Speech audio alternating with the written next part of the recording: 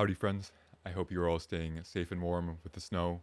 Today we are reading Chapter 11 of Rolling Thunder, Healing Ritual in the Canyon. One warm summer night, Rolling Thunder held a healing ritual. The day had been beautiful and peaceful. Puffy cumulus clouds looking like rabbits and sheep floated softly on a high breeze above the canyon.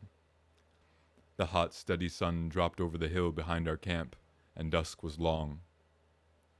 As darkness fell, the ceremonial fire was started. Dry field grass was pulled up and the ground scraped clean with boards and shovels to form a clear circle not far from the tents. The fire burned in a shallow pit in the center of this clearing. 3 canvas chairs were placed side by side to face west across the flames. In the chairs sat the 3 people for whose benefit the proceedings were about to unfold. Rolling Thunder approached the fire facing east, and the ritual began. Spotted Eagle was his father's assistant.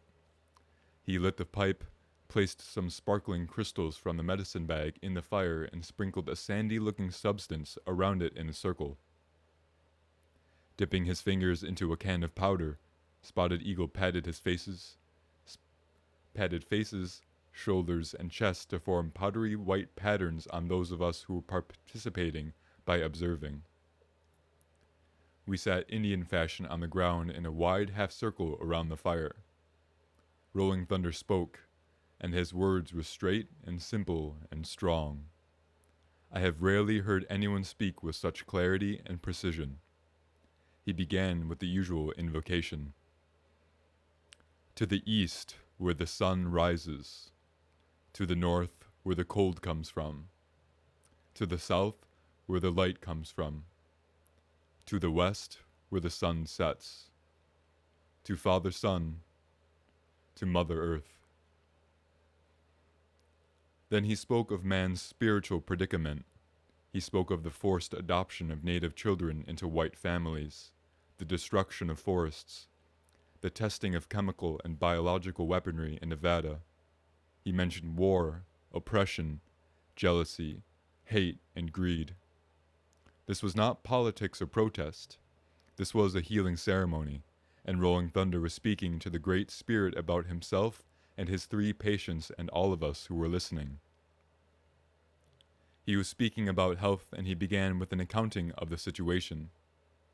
It appeared as if he was regarded the specific conditions of the 3 patients a part of the total human condition. The 3 patients were 2 members of the committee, John Welch and Ed O'Neill, and Alice Floto. They sat us facing on the opposite side of the fire, and the darkness increased, and they could only be seen in silhouette. Rolling Thunder was standing over the fire. I watched the light dance red and yellow on his face. He stopped to pick up the sacrifice hat, to pick up the sacrifice that had been placed at the edge of the fire. A large portion of uncooked meat from our supplies. He placed it in the fire. John, Ed, and Alice smoked the pipe and then spoke aloud in turn about their thoughts and attitudes and personal conditions, saying what they wished to achieve through Rolling Thunder's help. Rolling Thunder left the fireside and walked over to face them. We looked at him through the flames, and now he was only a shadow. Rolling Thunder stood over John for a long time. John's request at the beginning of the ceremony had been brief and clearly stated. He wanted to increase his capacity to help others, to gain deeper insight into the spiritual meanings of social problems, to learn to work more effectively in group situations, to transcend the usual personality patterns that are self-seeking and competitive. Rolling Thunder used his medicine feather and many times laid his hands upon John's head and shoulders. It was a quiet and almost motionless procedure. John sat completely still, and Rolling Thunder seemed to be moving only his arms. It was dark on the other side of the fire, and I couldn't see everything that was happening. At one point, Rolling Thunder spit upon one hand and held it up. Then he rubbed his 2 hands together before placing them on his patient's body. Again, he used the medicine feather to make sweeping motions in the air. Putting the feather down, He moved behind Ed's chair, laid both hands on Ed's shoulders, and began speaking to the Great Spirit. Ed O'Neill lived with a severe physical handicap that was the result of polio. I knew that Rolling Thunder had doctored him several times. He did not remove the handicap, but apparently he affected the way that Ed related to his condition. I remembered Ed having said once to me, "If it were not for Rolling Thunder, I could not live the life that I live today." Seen through the firelight, his silhouetted form looked somehow different, an almost imperceptible change in the way that he held his head, or perhaps the way that he moved transformed his image. There was a complete moment of silence. No one moved, and there was no sound in the whole canyon but the soft crackling of the fire. Then Rolling Thunder made a sudden, emphatic exhalation, leaned forward and began to sniff, but with the sound of an animal, intense and rhythmic, not the sound of a man. The loud sniffs were interspersed with quick, sharp exhalations. Once or twice the sniffing stopped, and there's an eerie howling and wailing, as at the Council Grove ritual. Several times Rolling Thunder moved far off to the side to a place prepared for him outside the reach of the firelight, and loudly and violently purged himself. It was an awesome proceeding, but there was no sense of apprehension or anxiety, only a feeling of stupendous seriousness and wonder. Again, Rolling Thunder used his hands and the medicine feather. He apparently was following a certain pattern. Again, also, I could see that raw meat had been placed at the feet of his patients, as it had been at Council Grove. Many times the feather was shaken over this meat, as though the meat was intended to absorb some of the negative etheric substance swept away from the auras of the patients. The heavy atmosphere seemed to lift and slowly drift away, and once again a silent calm filled our canyon, and the crackling of the fire became distinct. Rolling Thunder stood now and looked at Alice. When she had spoken earlier in the ceremony, she had asked, among other things, that she made able to sing again. She said that she was extremely important to her, and that she had wept. She had been a trained professional singer, but her voice had been impaired by tumorous growths in her throat that her doctor called little nodules that would grow much larger. She had even considered undergoing a difficult and risky surgical operation to remove them. Rolling Thunder spoke to the Great Spirit. Taken out of context, his words would sound critical of Alice's philosophy, her personal and political convictions. At the healing ceremony, however, it was apparent that he was speaking about the state of Alice's health. His words and manner were calm and straight and natural. He concluded the talk by looking into the fire and then into the sky and admonishing in a louder voice that the messages of fear and prejudice and fascist ideas should loose their hold upon this woman. There was more silence. Then Rolling Thunder spoke very slowly. "We ask the Great Spirit that this woman be made free to do the work in the world that she is meant for her to do." No one moved. I looked at Alice.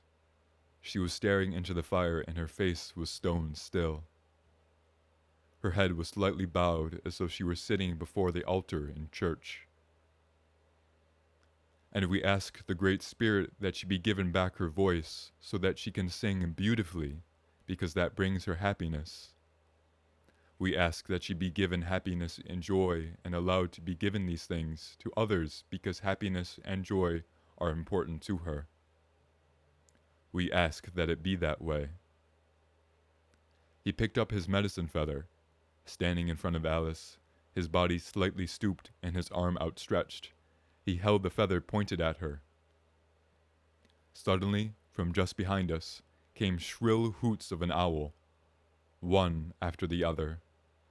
This was not simply a random owl hooting, but an owl hooting at our ceremony, or at Rolling Thunder, or at Alice. It was though a small boy had been hidden in the bushes to cup his hands around his mouth and call out these hoots at just the right moment for the proper effect. If I had been a visitor there that night, that would have been my suspicion, because there was something too focused and too insistent about that call. But I knew the sound had been neither arranged nor expected. And if it were an illusion adduced by all the mystery of this enchanting setting, it came to us all at once. Everyone heard it. I could feel everyone consciously refraining from turning to look.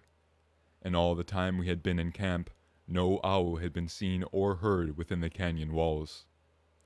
Rolling Thunder seemed not to notice. He moved around toward the back of Alice's chair. There were a few more hoots. It was a persistent sound.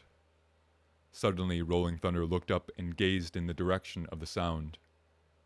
It was a long, steady gaze. His eyes reflected the firelight. The hooting stopped. It was never heard again. When it was apparent by Rolling Thunder's expression that the owl had been silenced, he spoke. His head was tilted slightly to one side, and his gaze was steady. His voice was incredibly calm. He spoke to the owl, saying something that sounded to me like, "You over there bringing your negative message?" I thought he might not have been speaking to the owl as such, but rather what the owl represented. Then he went on, directing his words this time to the Great Spirit. "We ask that this not come to be as the sign that has been given." Repeating all that he had said for Alice, he asked again, "That it be that way." His voice and his words sounded to me as if he was mindful of a certain consonance between what is desirable and what is meant to be. I believed I was being an observer, an objective observer, but the phenomenon of Rolling Thunder and the owl evoked some intense sensory changes.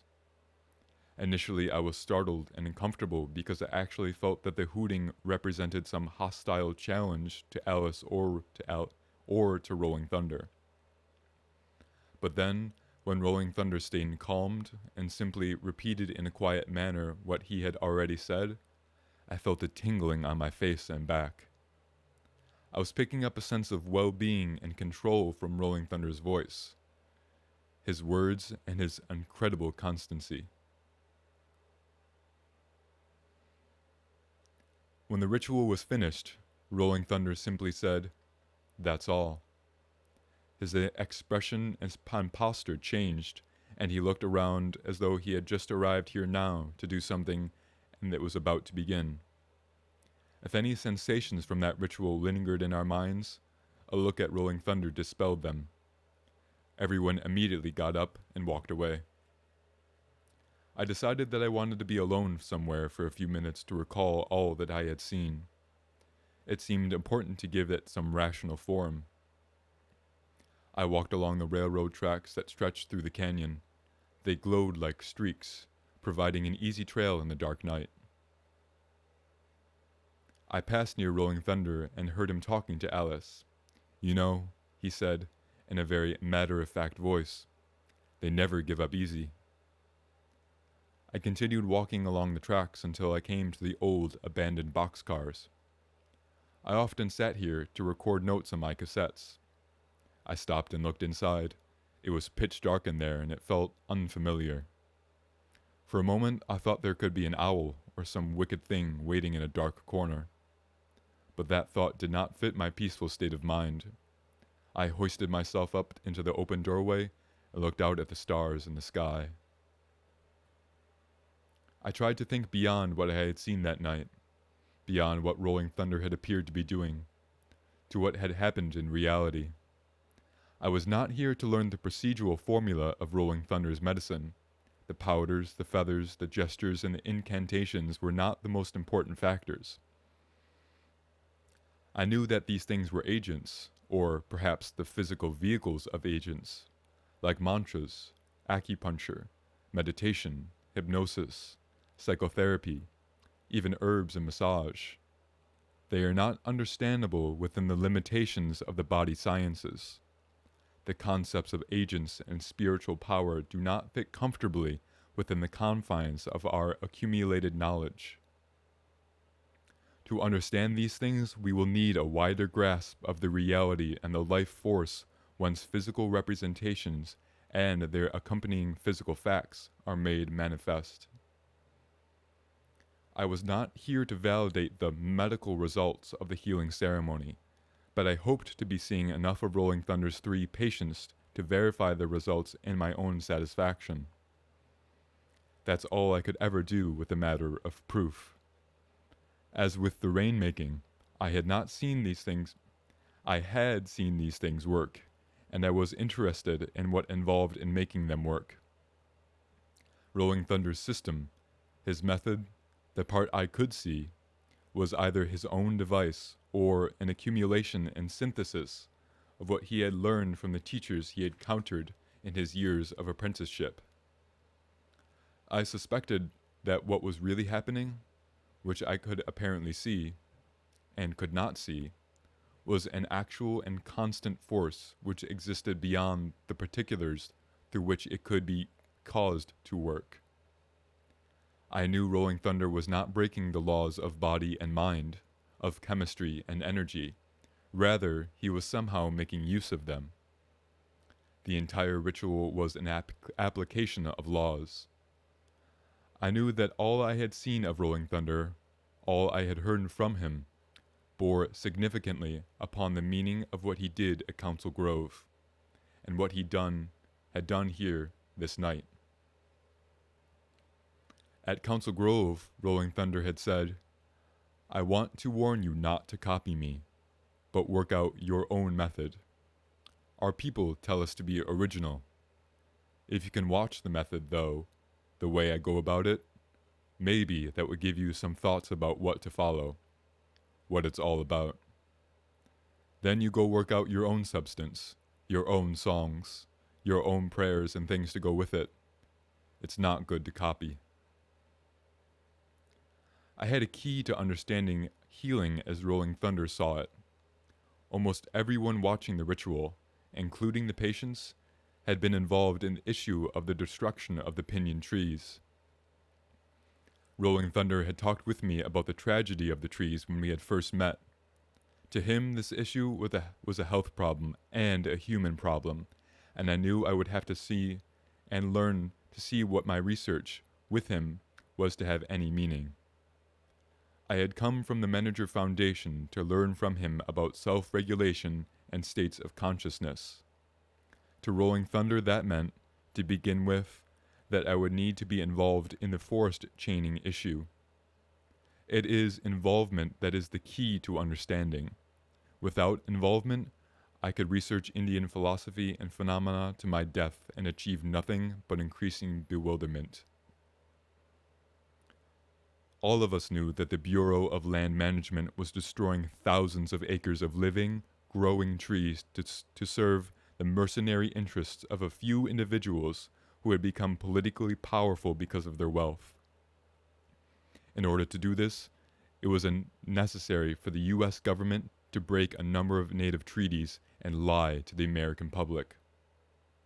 The issue of the pinyon trees involved ignoring ecology, destroying a valuable natural food source, harming wildlife, and killing millions of trees. To those of us who had become acquainted with this issue, it seemed almost impossible to believe. But Rolling Thunder reflected of the real problem. We were led to understand that this social-political issue was a manifestation of the spiritual condition of America. If the physical condition reflected the spiritual condition, then the physical solution would reflect the spiritual one. To become involved in this issue was to work on a spiritual level with spiritual matters. Rolling Thunder's way was not to talk about the reality that he could see and understand.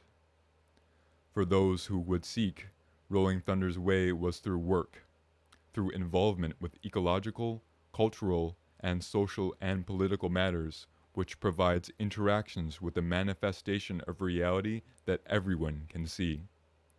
Involvement provides the opportunity to think about the higher planes of reality that these things represent. Thus, one is both solving problems and elevating one's consciousness. This is the meaning of karma yoga.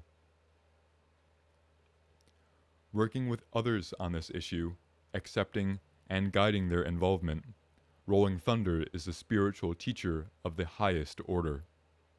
He does not bring understanding to others. He leads others to the point of understanding. Like other spiritual teachers, he has made a choice from among several paths: the path of knowledge, the path of devotion, and the path of action. Rolling Thunder is the path of action. I jumped down from the boxcar and started back toward the camp. Tomorrow would come. I would see more rituals. I was sure, and by doing that, what was to be done tomorrow and in all the days to come, I would come closer to seeing the real medicine. Looking back on this evening's ritual, sitting with the others in the wide half circle about the ceremonial fire, looking at Rolling Thunder's 3 patients across the flames, and watching his moving form in the flickering firelight, had shown me only shadows. We who were sitting there watching the ceremony were only shadows, and on the ground were shadows cast by shadows, squirming in firelight. All that I had seen of the ritual had been but a reflection of reality. Rolling Thunder might have been seeing reality, but I believed now that I had seen neither Rolling Thunder nor what he had been doing. I had seen only his shadows, and the shadows of his actions. And that is the end of chapter 11, my friends. Niawa. Thank you.